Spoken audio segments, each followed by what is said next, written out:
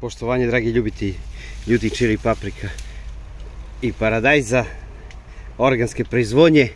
Danas ćemo, ja sam malo pokasnio, sjetio sam se kad sam obrao već, ali dobro, ima šta da se snimi.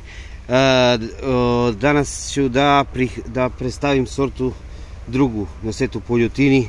Neki kažu da nije, ali ja garantujem da druga na svetu po ljutini, jedan najustaljenijih sorti, Trinidad Moruga Scorpion Red.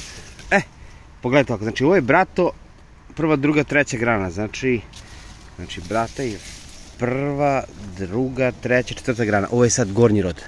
Evo, gledajte sad. Trinidad Moruga Scorpion Red.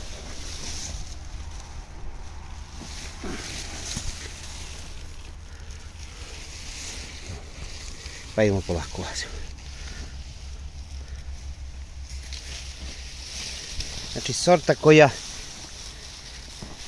znači jedna veoma ustaljena sorta. Nema da potuje, da krosuje, do duše zna da odbaci cvet, ali bolje rodi nego Carolina Reaper. U svakom slučaju. Trinidad Moruga Scorpion Red, kažemo već brato, tako da ne možete vidjeti njen pun rod.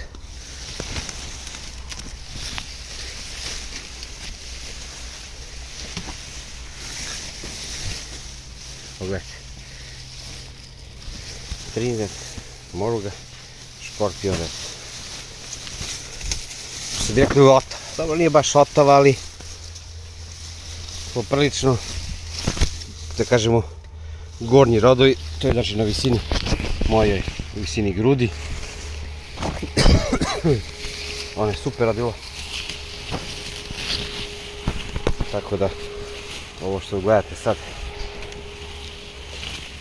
su gornji rodovi Trinidad Moruga Scorpion Red.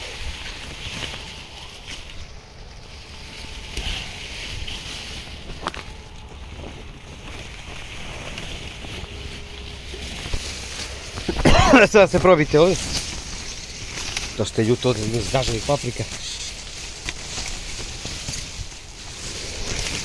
Ne, pokazujem. Da vidite. Pogledajte ovako.